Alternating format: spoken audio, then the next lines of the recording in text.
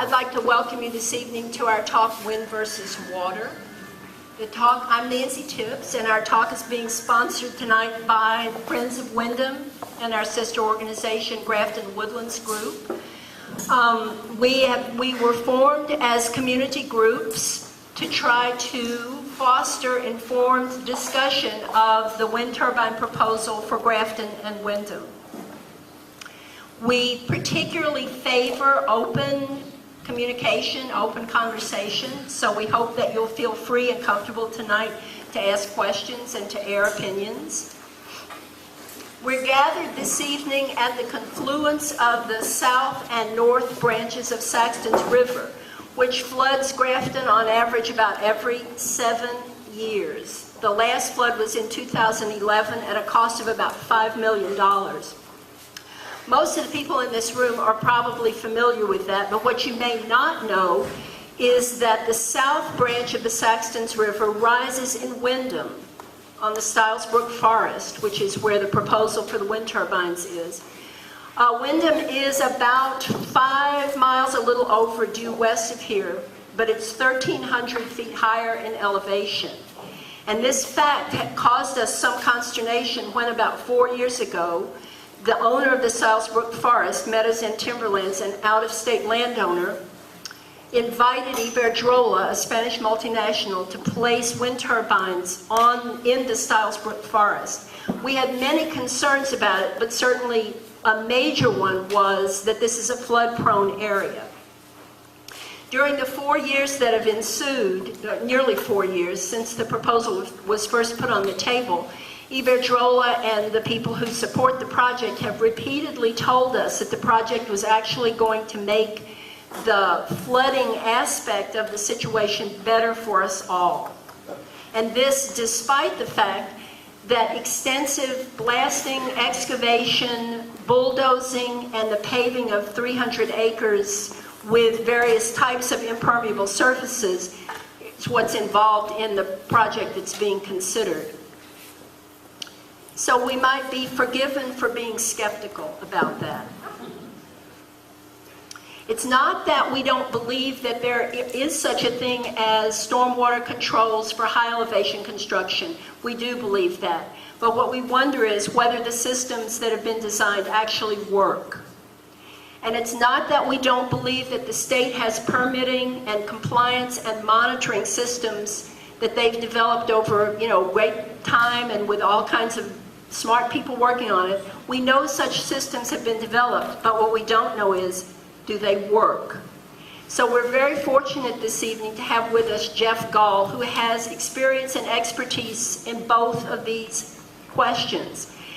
As an environmental engineer, he's designed stormwater control systems for large, complex problems such as ours.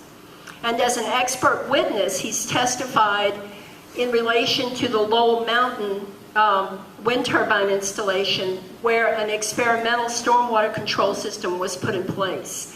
So he knows a great deal about it. The Lowell Mountain wind installation has 21 turbines and went into operation in October of 2012. So it's been in operation for about 3.5 years. And during that time, fortunately, Jeff has kept an eye on it. Jeff, please welcome Jeff.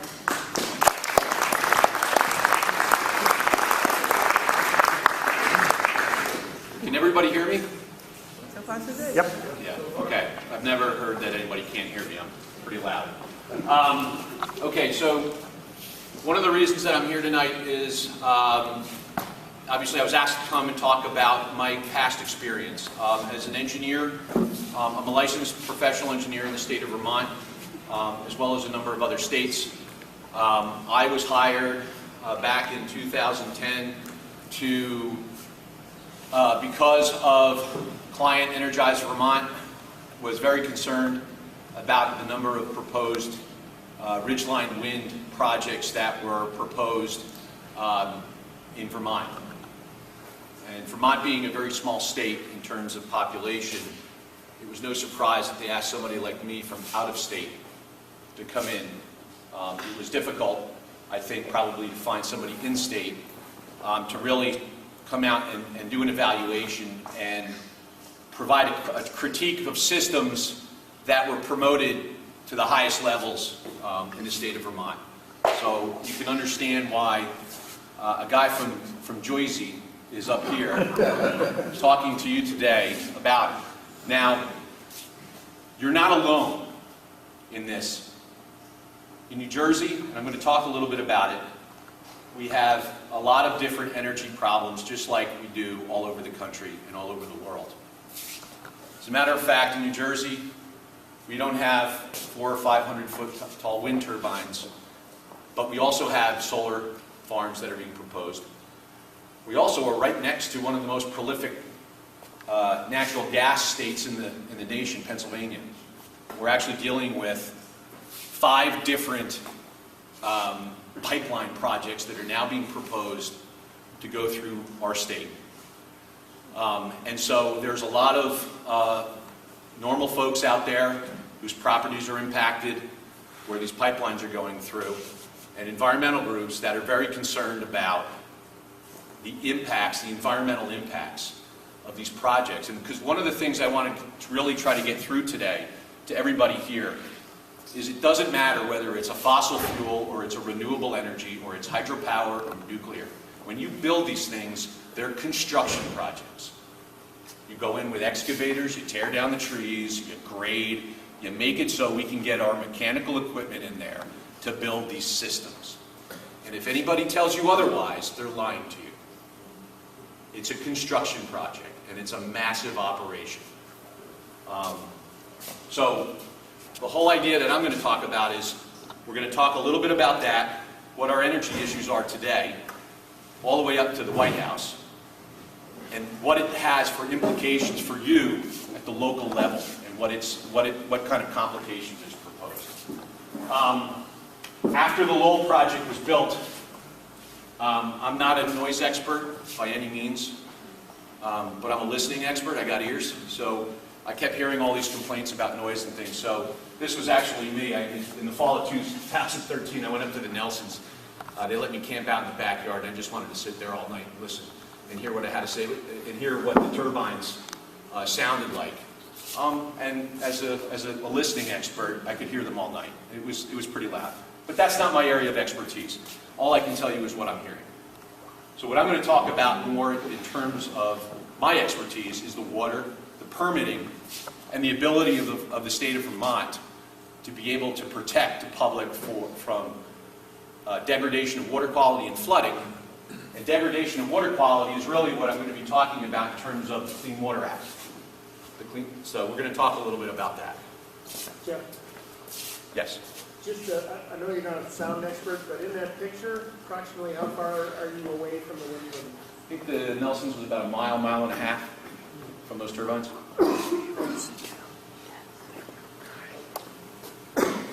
Okay. What's our current dilemma? Well, I'm from New Jersey. I'm part of a coastal state. A study just came out from Rutgers University in my state that sea level rise in the last century, in the 20th century, has risen the fastest in the past 3,000 years. The Earth is changing, our climate is changing. How do they know that? A number of scientists, they went around the world, they took cores, sediment cores, they looked at ice cores, and they figured out that based on what they're finding in the fossil record and soils, that we are indeed in a time where climate change has been accelerated. There's also a study by AECOM, they're a national well-respected engineering firm, that talked about coastal and fluvial flooding. When I use the term fluvial, I mean your rivers, river flooding.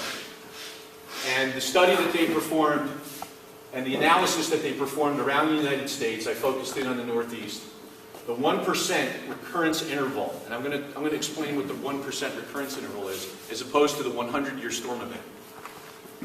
And by the way, they're the same thing in terms of what they are. The 100-year storm event in lay terms is, hey, it's that storm that happens once every 100 years. But people say, well, why is it happening more than once every 100 years? It's because it's really not a 1 in 100-year storm event.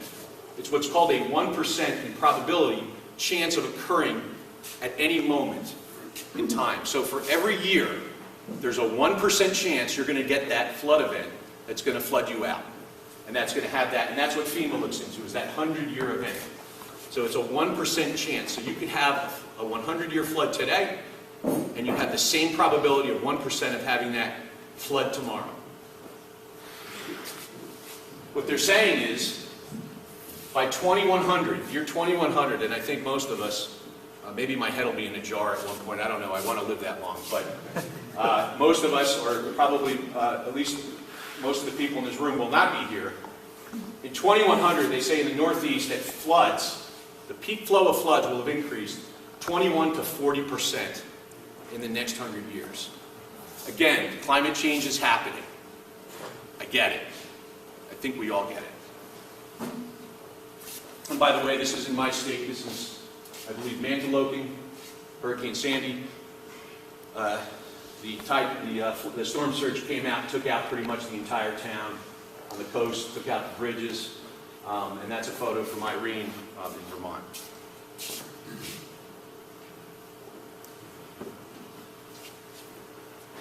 Well, what are we doing about this? And what are we doing about energy security? There's a combined effort here. We're talking about energy security and climate change. And so in 2012, President Barack Obama came out with the all of the above strategy for energy security as well as addressing climate change. They said we've got to develop every possible thing we have in this country. We have to do it. We have to keep it here. We have to keep it domestic, and that will provide economic security and control, and it'll also help us do our part for climate change. So the major emphasis, everything's discussed in there. It's, you know, you can, whatever you're for, they talk about wind, solar, hydro, geothermal, biomass, biofuels for renewables. They're not throwing off the table natural gas and oil. And what I put in quotes is clean coal, because I'm, you know, like that'll never happen. And then we talk about nuclear. So everything is on the table right now at the federal level. They're okay with everything. And that's actually, in my opinion, a great idea. We really need to be looking at everything. I'm very pro-renewable. We want to do things that provide the least amount of greenhouse gas emissions to control climate change. But I'm going to zoom in a little bit here. About a year later, in November 2013, they came out with an executive order from the President's office, preparing the U.S. for the impacts of climate change. What they're saying is already affecting communities, its natural resources, its ecosystems, its economics and communities. So, an executive order coming down from the highest level of government is saying, we need to protect our population, our people, our ecosystems, which is what we're going to talk a little bit about, our natural resources, and our communities from the impacts of climate change. So what they even talk about is they've got to reform their policies that perhaps unintentionally increase the vulnerability of the natural or built systems in our nation. Now the reason I'm bringing both of these up is they're in a vacuum. If you look at the two and each by themselves, they can contradict each other. What we need to do is look at these in terms of how they work with each other. And I'm going to get to that as we move along.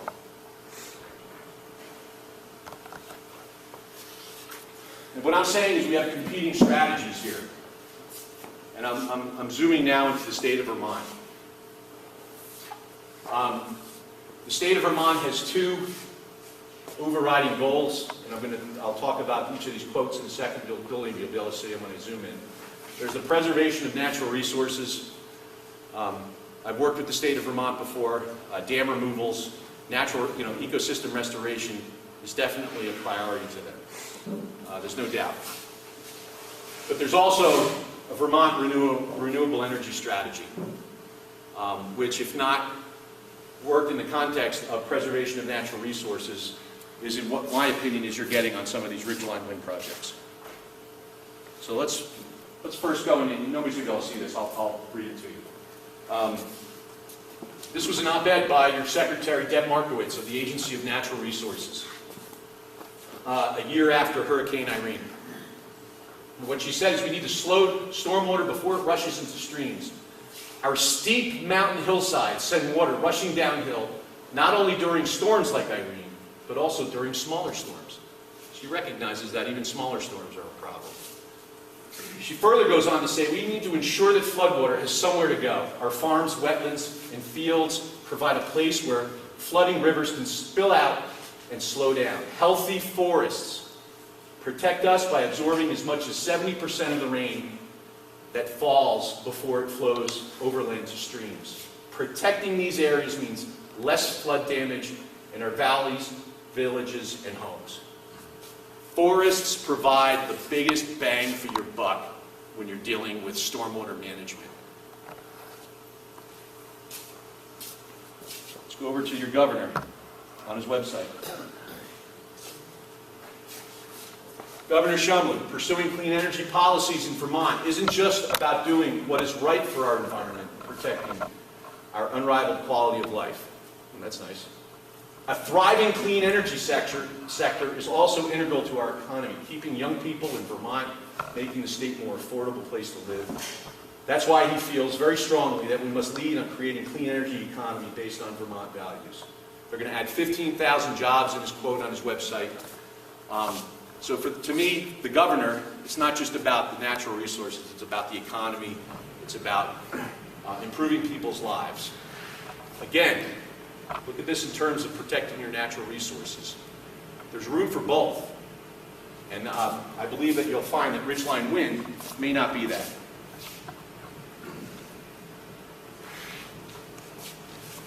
So, the two things that you deal with, I was telling you I'm dealing with solar and gas pipelines in New Jersey. We are dealing with also, we're still behind we're still a little bit behind on wind.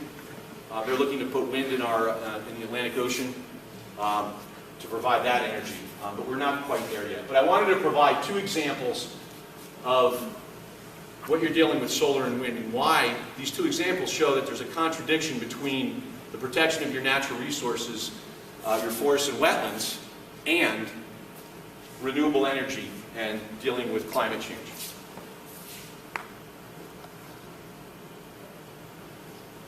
This is a project up in Burlington, Vermont. It's called South 40 Solar. It's built, this is Lake Champlain right here. This is the project right here. You'll notice I've put in red. The solar farm actually goes this entire area right here. Everything in red is wetlands. We don't even allow this in New Jersey. But they're putting the solar farm, the poles, within the wetland. And there's a couple of numbers at the bottom when you're talking about impacts. You talk about wetland fill. If you add up all these little poles, they're like I-beams, if you ever see on a building, except they're in the ground. When you add up the area of those, and there's thousands of them in that site, within the wetland, it adds up to only about 91 square feet. Doesn't seem like a lot. Now they talk about other impacts of 52,000. It's probably likely from the shading of the solar panels and those impacts. And they say, well, they're going to be above the ground. The wetland is not going to be impacted by that. However, this is what a construction site looks like at a solar farm. I call it repeated impacts, repeated pressure from equipment. In order to put those little poles in the ground, that 91 square feet, you got to go out repeatedly with these skid steers and bang those poles into the ground. Actually, before that, you got to get out to the site. So what they'll do is they got to clear the site. You go in with bulldozers. If there's trees, you clear the trees. You go in with those types of equipment. You take that out. And all that repeated effort compacts the soil. And what ends up happening is that soil is not the same anymore. That's something that we're actually also dealing with in New Jersey from impacts on agricultural lands. When you have a construction site on an agricultural land, it forever changes the value of that agricultural soil. Through compaction, through excavation, through stripping, simply stockpiling topsoil in a pile for a period of time kills all the biological activity in those soils. It's a construction site. They're clearing it. They're putting the pole, and then they go in and they put the poles in, and that equipment leaves, and they got to keep coming back. Why? Because they have to put the panels up. So this is a typical site. This is actually an upland site from a project that I photo documented up here. And so they got to come in and put the poles in. All that material was compacted, it was cleared, they stripped the topsoil, then they came back and put the topsoil back. What you don't also see on these solar farms is they actually have to put underground piping in to get all the electrical wire and get that energy you're developing off the site. So there's actually also underground cable and wiring that actually has to go underground as well. So you're really not going it's really not 91 square feet. It's the entire wetland, for example, on that South 40 site. Here's a site, this is actually the Barton site, solar site in Vermont. And you can see during construction, soil was compacted, there was a significant amount of runoff. There is a significant amount of impact. Again, I'm not telling you that solar is bad. I'm telling you that if you're going to build these projects, you've got to accept them for what they are. One of the things that I wanted to bring up on the solar farm, and I'm going to go back to wind. Study done at the University of Maryland. It was called the Hydrologic Response of Solar Farms. It was a model that was completed. They were concerned about, and the reason, let me back up a little bit. In New Jersey, they passed a law that solar panels cannot be counted as impervious cover.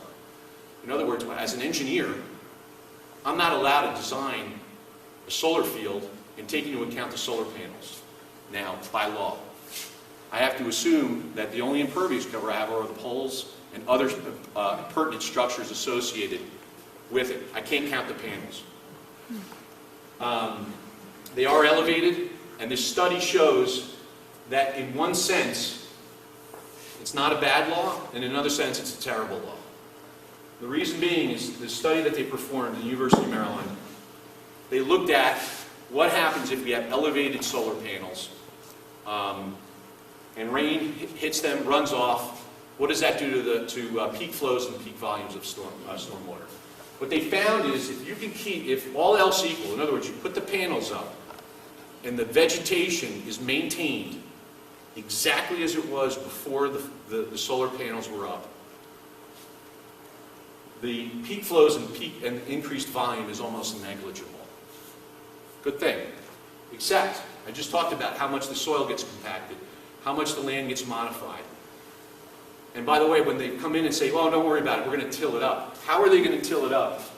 How are they going to go underneath these panels when they're installed to till the soils? And when they have the piping in the cables underground, the electrical cable, how are they going to till that up and restore the soil without damaging their infrastructure? The reality is they're not. So what the study found is when you start getting bare spots and you start getting areas where they start losing vegetation, the peak flows and the volumes go up significantly, leading to erosion and all kinds of other issues associated with degradation of water quality. I bring that up because I know that Vermont is struggling equally as much with solar and other forms of energy as much as wind. But that's something that is also, we're going to talk a little bit about wind projects. Okay, so what we're going to talk about now is Lowell Kingdom Community Wind. This is a project that's near and dear to my heart. I was involved with this project for several years. I've walked the mountain before it was built. I was dragged through what they call the civil type litigation of an appeal. Our client spent, between us and other experts and lawyers, about $400,000 in appealing the stormwater permit. Once it gets to that point, it becomes all about lawyers and going back and forth with the experts and a long project and a long process. Lowell Kingdom Community Wind, 21 turbines at 63 megawatts. It was about 7 miles of new roads. They installed what are called, they installed 52 stormwater structures. In other words, 52, and I'll explain what a level spreader is, but 52 different types of structures that how to manage stormwater in some form of or another. Ponds, level spreaders, you name it. There's also what they call 50 manner of discharge points, and they basically, in order to show compliance, they have to model the streams in the area and figure out, what the impacts are. And they have certain modeling targets for that. And what they did at Lowell is they did what they wanted. Their claim was they wanted to do the minimum impact on the environment that they could. So what they said is we're going to use these level spreaders. The level spreaders are not an accepted form of stormwater management currently for the state of Vermont. The state of Vermont, through legislation and technical people, have what's called the Vermont Stormwater Management Manual. A lot of states have them. They basically provide performance standards to reduce peak flows from flooding, protect water quality, and protect stream channel stability. And there's typical types where you drive down the road, you might, in an urban area, you'll see a detention basin, like a big hole in the ground, looks like a crater. That's a stormwater basin. That's actually an accepted form of stormwater management in the Vermont Stormwater Management Manual. And the problem here is that if you built all these stormwater basins, at least according to the applicant, is we were going to disturb much more land. We're going to have to build all these big basins, and we're going to have to. It's going to make much more. It's going to have much more of a requirement for land clearing. So what we're going to do is less. So what we're going to do is not put in those basins. We're going to put in these things called level spreaders. And level spreaders are basically, it's right here, they're built of rock, they're level, and they spread. Makes pretty much sense, right? Good call. So water comes off the roads, it goes into these little tiny ponded areas, it rises up, and it flows over the level spreader. And what it's supposed to do is take rainfall that hits those impervious areas and concentrates on the road, goes down to these level spreaders, and the water will rise up, just like on a table. Just, I've seen them say, it's going to be as level as this table right here. And the water will go back to sheet flow and recreate the sheet flow of these systems. The fatal flaw of these systems, though, is if they're not exactly level, then stormwater flows much faster and you get erosion and you get higher peak flows.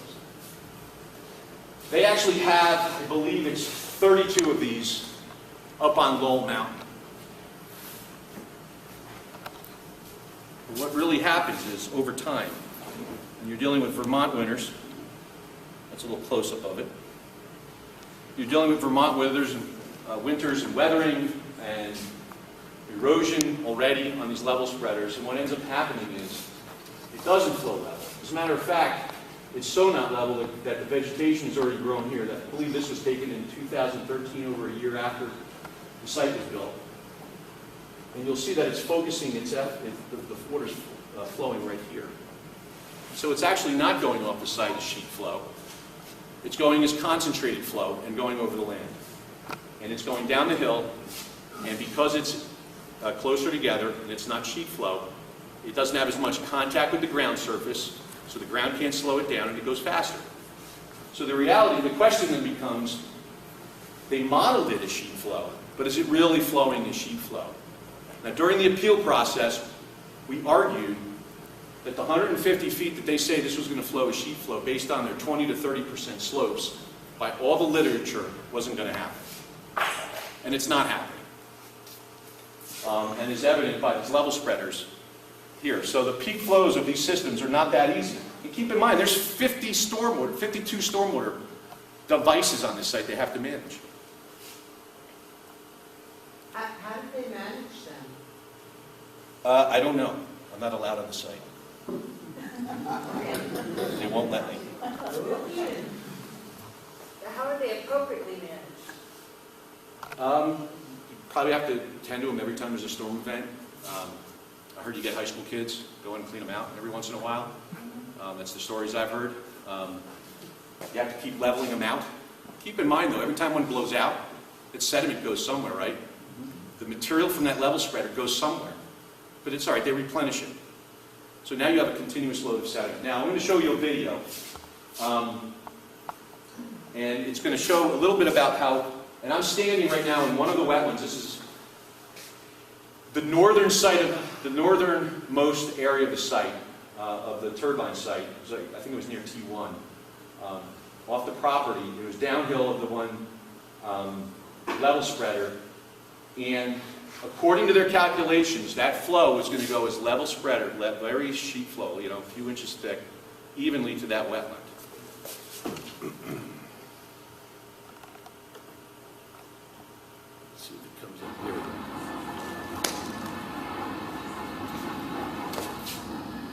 By the way, I'm just about northeast from Tower T1. Oh, by the way, those aren't jets flying over my head. That's T1. That's turbine 1 that you can hear. Again, I'm no noise expert, but I'm a listening expert. The path of level spreader LSC1, and there's erosion where it shows that the water starts to reconcentrate. This is in the fall of 2013. Into a path. I'll need to check the calculations to see where it is, but it looks like it's all Do a lot starting of to talking reconcentrate. myself in the woods. I'm going to measure this off. I'm guessing it's about 100 to 200 yards downstream from level spreader LSC1. Let's see if I can, well, look a little bit blurry here. What's happening is, where I was standing was in the wetland, and you'll see there's a little, I call it a head cut, starting to form. And that happens when stormwater starts to concentrate, starts to convert from sheet flow and creating rills and those types of erosion. So what happens is, that will now continue until it comes to an equilibrium. But I found evidence on this site that it is not flowing as they modeled it, it is concentrating. And what that will do, and unfortunately they're not monitoring that at all, is what will that do to floodwaters and the peak flow reductions on that site. One of the issues, and this is where I'm going to talk about, I really personally, it's my professional opinion that the Agency of Natural Resources does not have the resources to enforce these permits. These projects are big. They're big and they have a lot of stormwater controls associated with them. And so that's enough already for the wind developer to maintain these structures. And I put this up here that regulations are only as good as enforcement. And really what gets to the heart of the matter for me is condition 14 of the Lowell Stormwater Permit. The reason being is, when we talked about those, I talked about those alternate systems that are not in the manual, but they use them here. They're allowed to use them, but they have to complete a study for a period of time after construction to show that they work. So in other words, they're allowed to install them. There's no pilot test. They're allowed to install them by the manual on a project scale. And they have to monitor them. And if they don't work, the Agency of Natural Resources then comes back in and says, they're not working. You have to build those accepted stormwater systems. Or they might say it's working, and it's fine. You're meeting all the quality standards and everything else. So guess what? Once it's approved for one project and the study is approved, it's now an accepted practice, even if it's not in the manual, if they have data to show that they work. Perfectly sane and logical way to evolve with the changing technology of stormwater management. And what gets to the heart of the matter is, when my client appealed this permit, the Public Service Board said, now hold on a second. They said they're going to monitor these things. So what's your problem? If they don't work, they're going to have to build those big new systems. They're going to have to build those big basins. The issue is, they haven't done it yet. As a matter of fact, a year after they were done with construction, they were supposed to start this 3-year study. And that was in 2014. It was 2016, and as of February of 2016, no studies have been accomplished yet. How do I know this? I did a Public Records Act request. I got all the documents. As a matter of fact, I asked for just Condition 14 documents. They said, I'll tell you what, let me give you everything, because it's a lot to go through.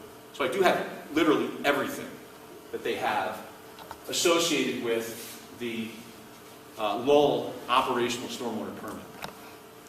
And right as of, at least as of February, early February, when I got these documents, they hadn't even started the study. There were emails going back and forth. They basically said, you know, a person from A&R said to the consultant for Green Mountain Power, where's your plan, where's your plan, where's your plan?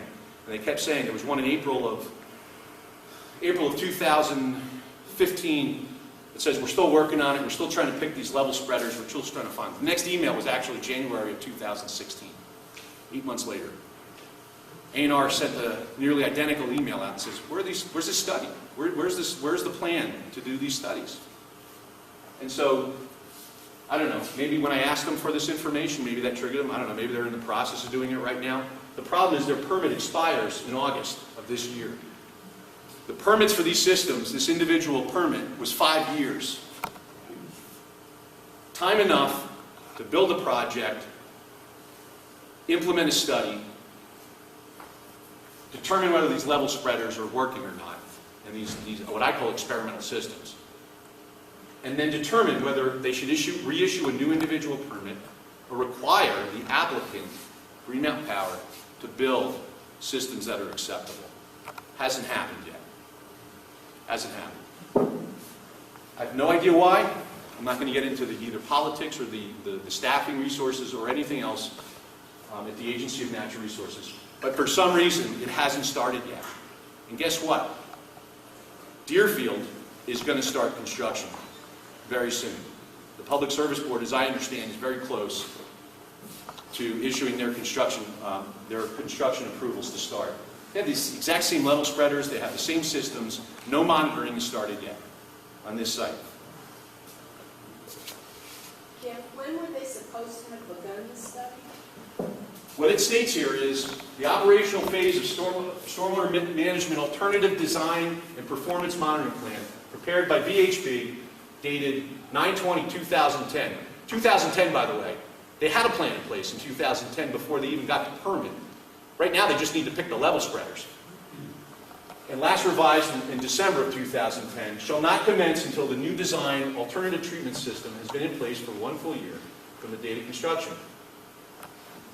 The consultant even put further that said, and then, by the way, the Vermont Stormwater Management Manual says you have to complete your study within 3 years.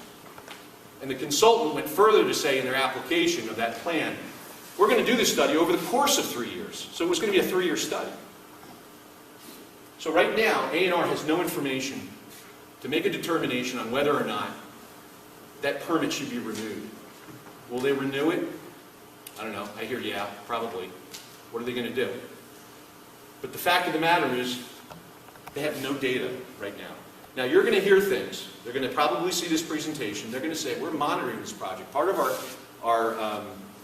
water quality certificate, our showing of compliance with the Clean Water Act that's issued with the stormwater permits, we've already got monitoring stations downstream from this project. They even have one up at Sheffield. Except all those points, those areas that they're monitoring, minimum 1,000 feet downstream, a couple miles. Sheffield, I think I even measured one that was like 2 or 3 miles downstream.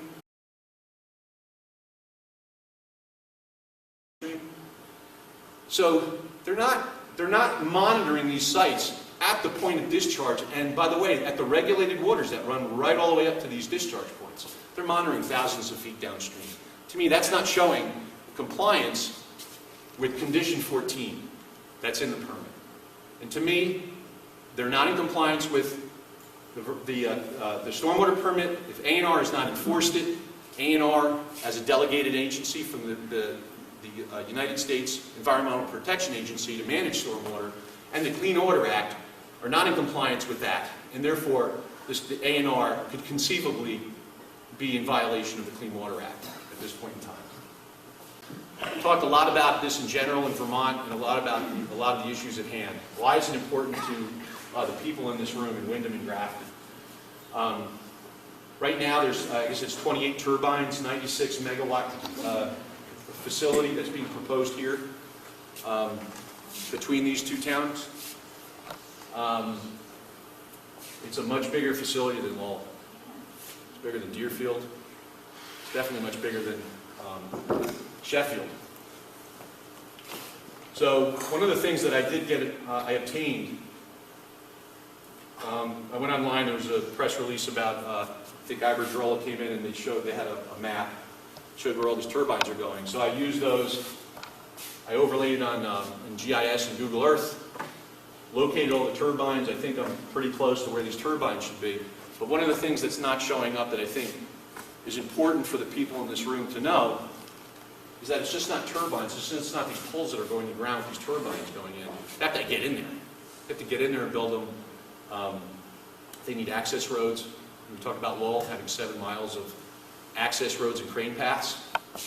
So I put in some hypothetical crane access roads that would essentially go over to 121 over by Saxon River. Logically, you probably want to pass through, I think this is Townsend Road, down the South Branch to go through. When you add up that red line and all these access, and I didn't even put the access to like individual turbines, but it's 10 miles. You'd have 10 miles of brand new road in those mountains up there. 10 miles of, now, they may come back and maybe the defense is, it's not 10 miles of road, it's 8 miles. You know, okay, it's 8 miles. You know, whatever it might be. My calculation is it's 10 miles. 10 miles of new road to access all these turbines because you need cranes, you need trucks, you need very large equipment to deliver this equipment to these sites. This is the reality. This is not for or against. This is what you have to do. You need large cranes to get these sites built. So I prorated that to Lowell. The engineers sometimes have to extrapolate. What I did is I said, okay, Lowell's got 52 stormwater control features, 50 discharge points. What does that mean to Windham and Grafton? Well, what it means is based on just a direct extrapolation, it means you're going to have 71 discharge and compliance points and 74 stormwater structures to manage on this site. So you're not going to have to manage and go by each and every one of these stormwater sites every year, every storm, every time it happens, to make sure they're all functioning in accordance with the modeling that they perform. Because if they don't, it means number one, they're in violation of the permit, but number two, downstream you're paying for it. You're not reducing peak flows and you're getting degradation of water quality. This is just a little bit of I was just trying to get a sense for myself of the topography. So this is a cross-section going through it based on the available topo maps. You've got Grafton down here and Windham over here. One of the things I wanted to talk about too is I reviewed, there's a storm back in 1996 in Grafton.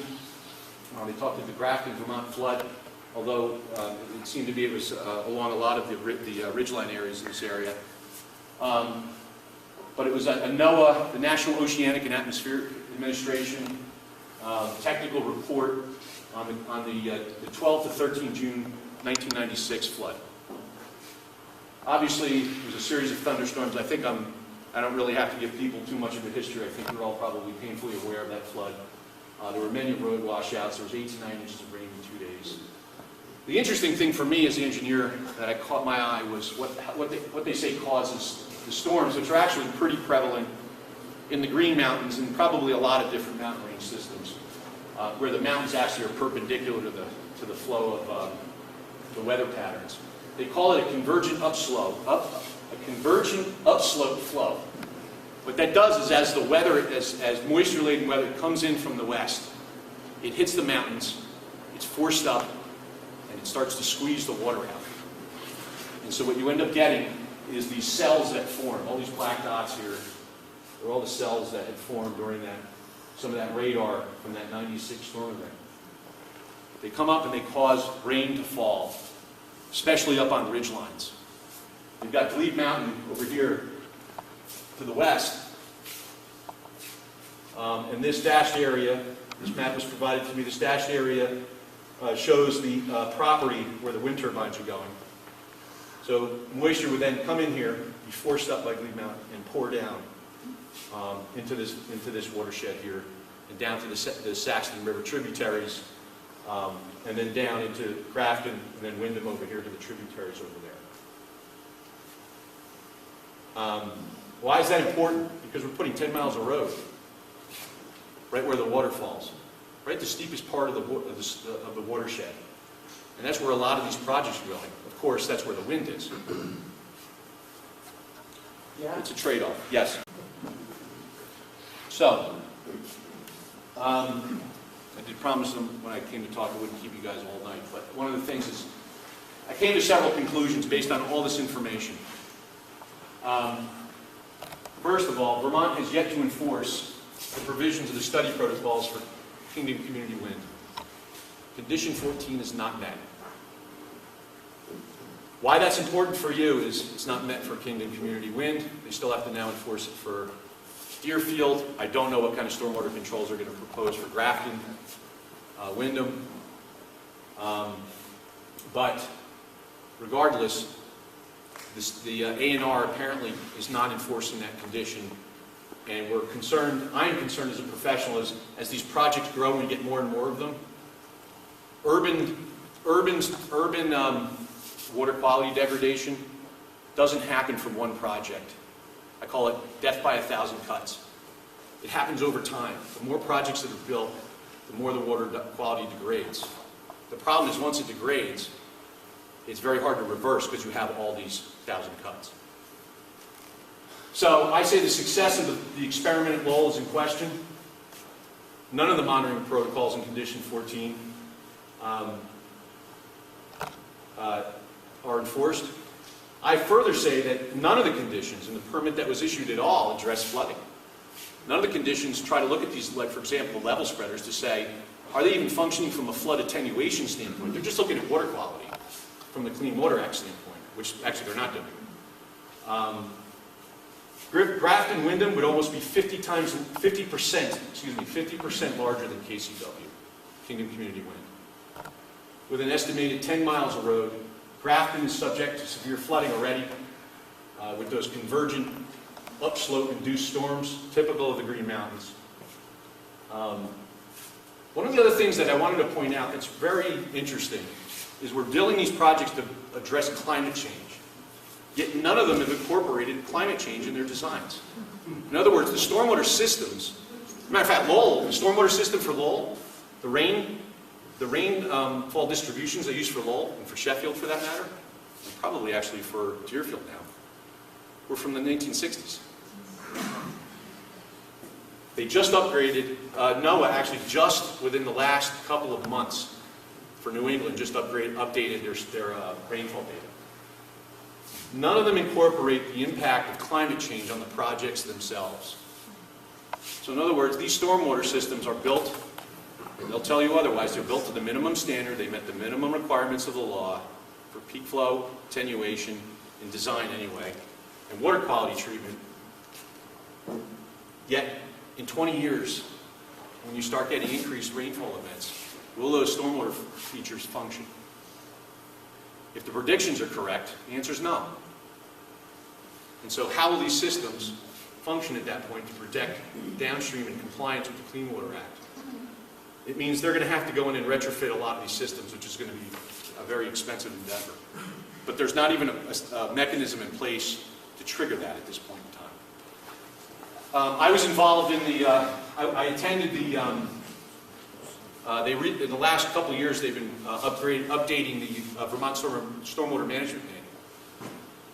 They just issued the draft volume 1 of it, which talks about performance standards. Nowhere in that manual, in the new one, 2016, does it address climate change. It doesn't address anything about climate change. It talks about using existing stormwater runoff information, and that's it. So with that said, I'll take some questions, and I'll be obviously here for a little bit of time as well. So, yeah.